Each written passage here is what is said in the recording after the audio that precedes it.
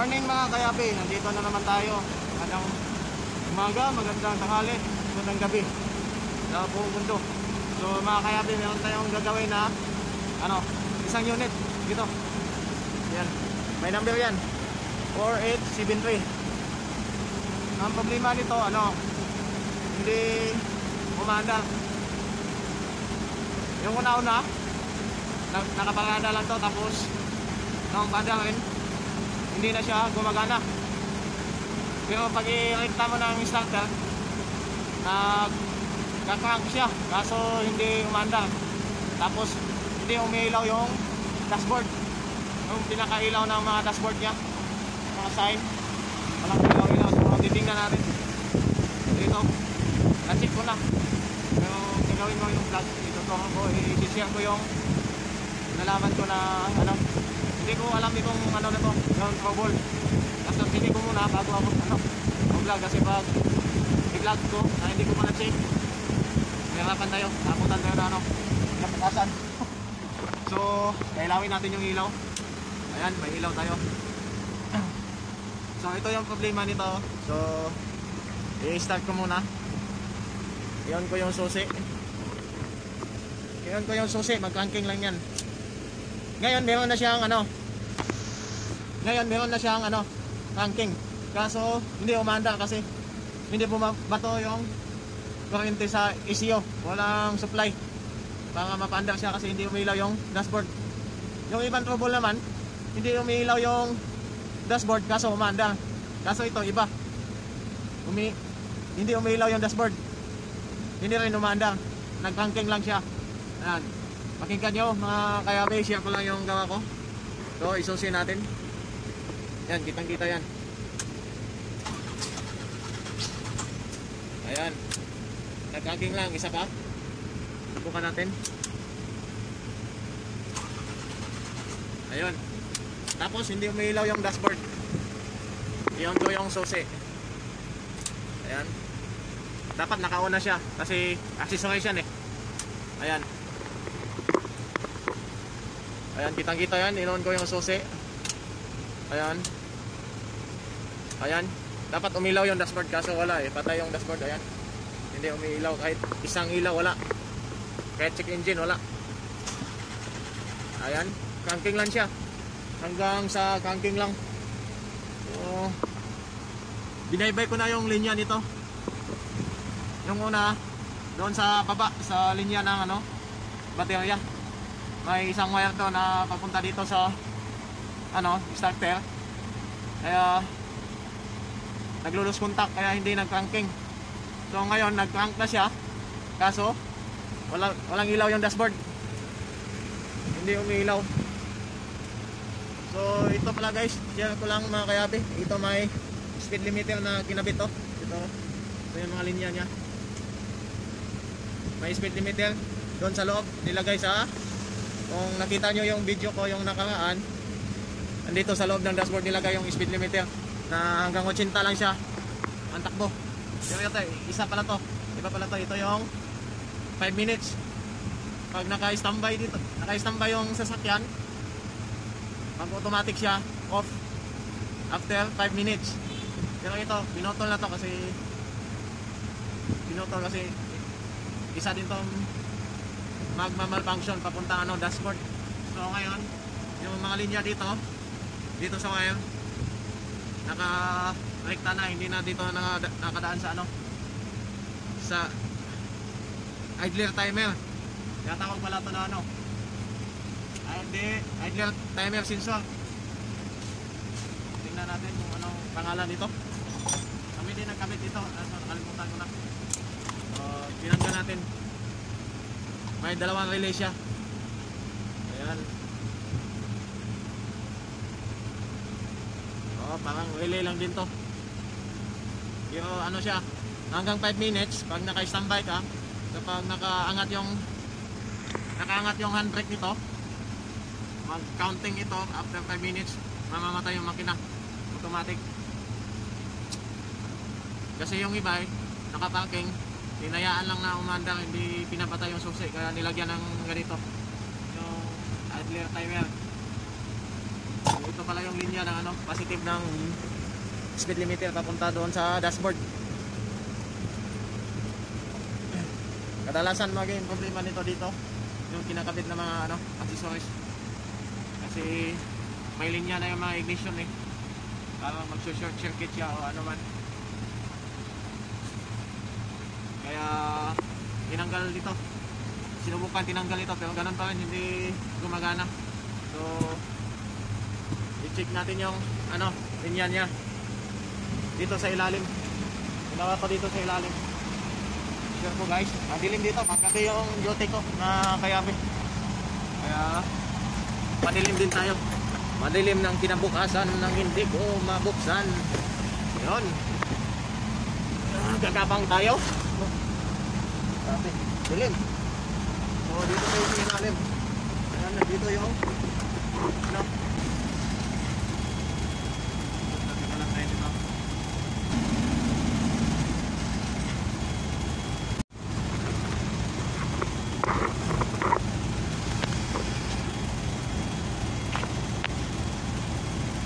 So mga kayabi, nandito natanggal ko na yung wire. Ito yung wire na ano, papuntang ignition. Magpapato ng kuryente doon sa ano, sa dashboard. Konekta dito sa linya ng baterya sa positive papuntang starter. So papalitan ko yung wire niya. Ito yung wire niya, ito, aluminum. So papalitan ko lang ano, papalitan ko ng Donsi dito. Palitan natin, mag-tap tayo.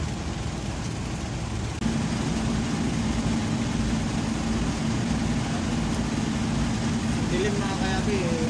Ano, madaling araw dito mga oras din.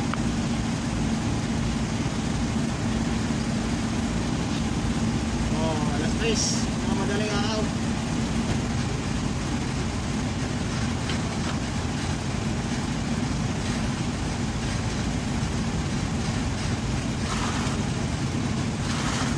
Tapos i-cleansing natin, ilalak natin to.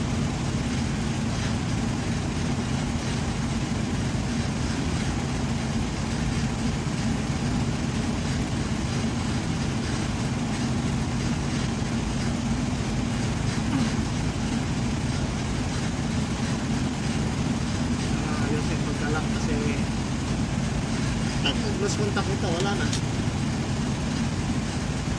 Patay na naman.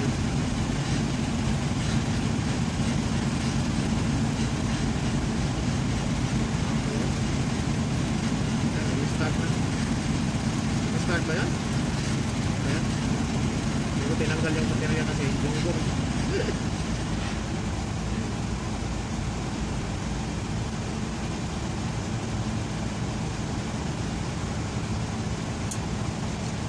Subukan natin ikabit na. Okay, nagkakaroon sa katawan ko. Eh, paano din ang clown? Tumikit yung katawan ko sa ano. Tapos live yung hinawakan ko. Ano ka eh?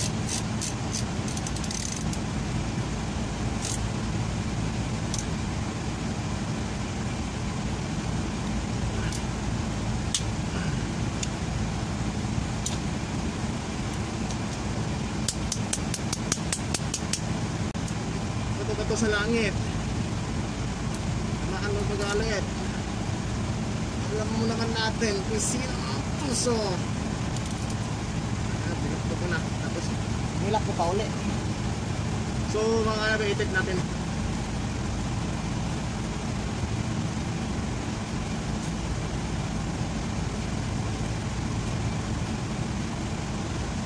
Kailangan balutin to kasi live to. Ilagay natin doon sa ano. Balik natin sa akin dyan yung doon, nalagayan to eh. May plastic. Ayan. Plastic kasi tayo.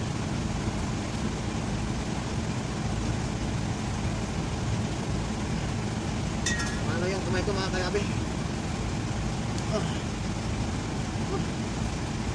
Sige, tight natin na dito.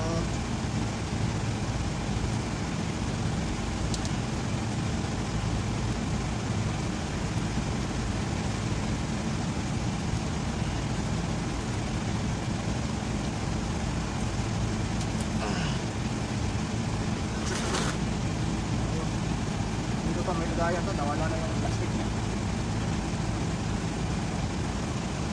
Ito ko nakalagay, oh.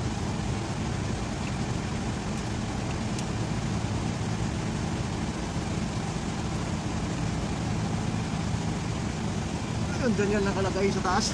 Kita ba? Dito nakalagay, eh.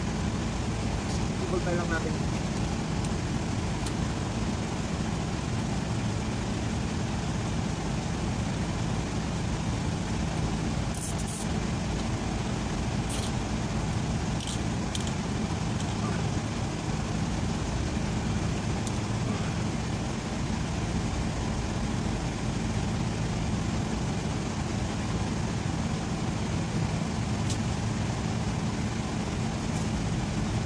Talaga pag nasa ilalim ng sasakyan gumagawa, masikip, hindi ka makagalaw-galaw.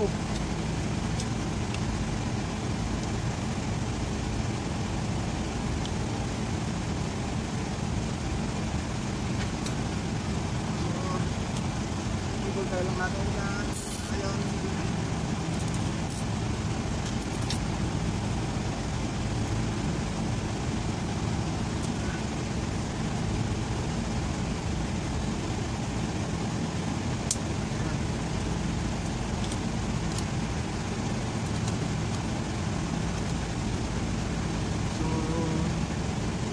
Yan lang, natapos natin dito.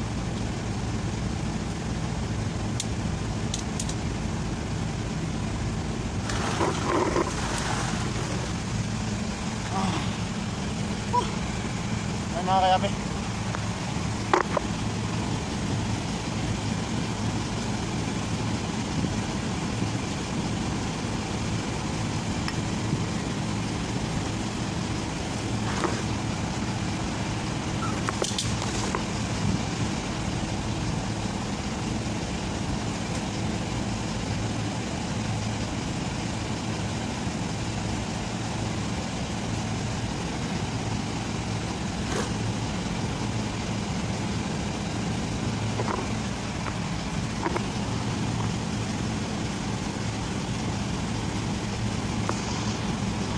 so mga kayabe, abangan nyo sa part 2. Dito tayo sa switch, gagawa tayo.